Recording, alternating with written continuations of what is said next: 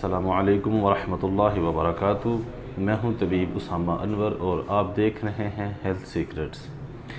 ہمارا آج کا موضوع بواسیر کے بارے میں ہے۔ ایسی کنڈیشن جس میں مریض کے مقعد کی جگہ پہ، پخانہ کرنے کی جگہ پہ چھوٹے چھوٹے سے موقع بن جاتے ہیں۔ بعض اوقات شدید جلن ہوتی ہے، جلن کے بعد اگر ہمارا درد ہونا شروع ہو جاتا ہے اور کچھ ٹائم کے بعد ان سے بلیڈنگ ہونا شروع ہو جاتی ہے۔ ایک انتہائی تکلیف دہ مرض ہے۔ عمومی طور پہ دیکھنے میں یہ ہے کہ جسے بھی یہ پرابلم ہو جائے اسے پھر بہت لمبا عرصہ ہی رہتی ہے، بلکہ یوں کہہ لیں کہ یہ بہت سارے لوگ ایسے ہیں جو اس سے ریکور نہیں ہو پاتے۔ اگر وہ احتیاط کرتے رہیں، پرہیز کرتے رہیں تو یہ مسئلہ نہیں ہوتا۔ تھوڑی سی بد احتیاطی ہو گئی، بد پرہیزی ہو گئی، کوئی ایسی چیز کھا لی جس کے اندر تیزابیت کی مقدار زیادہ ہے، گوشت کا تھوڑا زیادہ استعمال کر لیا، کباب کھا لیے یا زیادہ اسپائسی کوئی چیز کھا لی تو پھر یہ پرابلم شروع ہو جاتی ہے۔ تو یہ انتہائی ایک تکلیف دہ مرض ہوتی ہے۔ اس کنڈیشن میں انسان اچھی طریقے سے بیٹھ بھی نہیں سکتا، چلنے میں بھی مشکل پیش آتی ہے، اور جب بھی پخانہ کرنے کے لیے بیٹھتا ہے تو اسے خون محسوس ہوتا ہے کہ خون نیچے گر رہا ہے۔ ایسی کنڈیشن میں سب سے پہلے تو ہمیں کچھ پرہیز ہی کرنا پڑے گا۔ جب تک ہمارا علاج کا ڈیوریشن چل رہا ہے تب تک پرہیز کرنا بہت زیادہ ضروری ہے، مسٹ ہے۔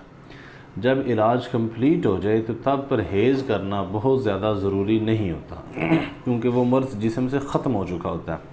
البتہ بہت زیادہ ان چیزوں کا استعمال بھی مناسب نہیں ہوتا جن کی وجہ سے اس مرض کے دوبارہ آنے کا خطرہ ہو۔ دیکھا جائے تو ایسے لوگوں کو یہ مسئلہ زیادہ ہوتا ہے جو بہت زیادہ بیٹھ کے کام کرتے ہیں، بہت زیادہ ٹریولنگ کرتے ہیں۔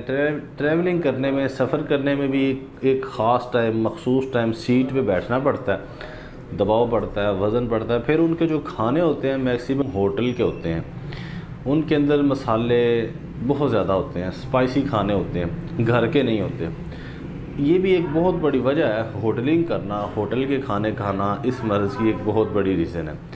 گھروں کے اندر گوشت کا زیادہ استعمال کرنا، دالوں کا زیادہ استعمال کرنا، اور خاص طور پہ سرخ مرچ کا یا گرم مسالے کا بہت زیادہ استعمال کرنا اس مرض کی ایک بہت بڑی وجہ ہے۔ جب بھی جسم کے اندر تیزابیت زیادہ ہوگی تو بواسیر کی شکل میں نتیجہ نکلے گا۔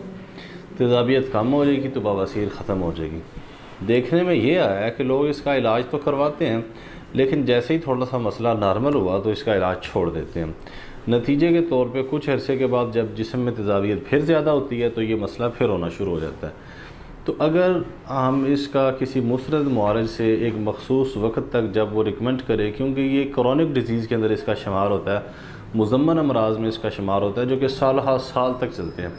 دیکھنے میں ایسے لوگ بھی آئے ہیں، ایسے بزرگ بھی آئے ہیں جن کو 20 سال کی عمر سے یہ مسئلہ شروع ہوا تھا، وہ 60 سال میں، 65 سال میں پہنچ چکے ہیں، لیکن اب بھی ان کو چل ہی رہا ہے۔ وجہ کیا ہے کہ انہوں نے اس کا پراپرلی علاج نہیں کروایا، کچھ میڈیسن لی، کسی جگہ سے چیک اپ کروایا، ٹریٹمنٹ لی، جب یہ مسئلہ تھوڑا سا بہتر ہوا تب فوری طور پہ اس کا علاج چھوڑ دیا اور نتیجہ ان کے سامنے ہوتا ہے۔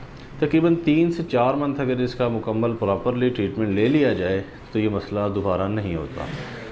اچھا، اس میں گھر میں جو ہم بتائیں گے آپ کو ریمیڈی استعمال کرنے کے لیے بہت ہی آسان ہے کہ آپ سب سے پہلے نمبر دو چیزیں لینی ہیں آپ۔ نمبر 1 تو انجیر لے لیں، رات کے ٹائم پہ 11 دانے انجیر کے تھوڑے سے پانی میں بھگو دیں، صبح اٹھ کے وہ 11 کے 11 دانے آپ کھا لیں، نہار منہ کھانے ہیں، اور ساتھ وہ جو تھوڑا سا پانی ہے نا جس میں بھگویا ہوا ہے وہ پانی بھی ساتھ ہی پی لیں۔ اب آپ نے ناشتہ کرنا ہے، ناشتہ کرنے کے بعد اب فارمولہ نمبر 2 استعمال کرنا ہے۔ گھر کے اندر موجود ہوتی ہے ہلدی لے لیں، اور میٹھا سوڈا بھی آپ کے گھر میں ہی موجود ہوگا، نہیں ہے تو باہر سے لے لیں۔ ان دونوں چیزوں کو برابر وزن میں مکس کر لیں۔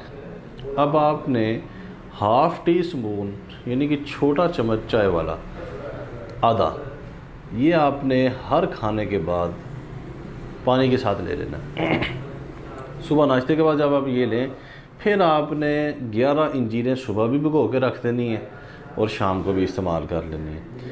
ویسے تو 1 ہفتے میں ہی یہ استعمال کرنے سے بواسیر کی علامات سے چھٹکارا مل جاتا ہے، لیکن اگر ریگولر اور مسلسل استعمال کیا جائے کسی بھی چیز کو مسلسل استعمال کرنے کے لیے اپنے قریبی کسی مستند معالج سے لازمی رجوع کر لیا کریں، اور یہ جو فارمولہ آپ کو بتا رہا ہوں اگر اسے 1 سے 2 مہینے مسلسل ریگولر استعمال کر لیا جائے تو بواسیر کی علامت سے مستقل طور پہ جان چھوٹ جاتی ہے۔ تو امید ہے کہ آپ کو اس سلسلے میں نارمل سی آگاہی حاصل ہو گئی ہوگی۔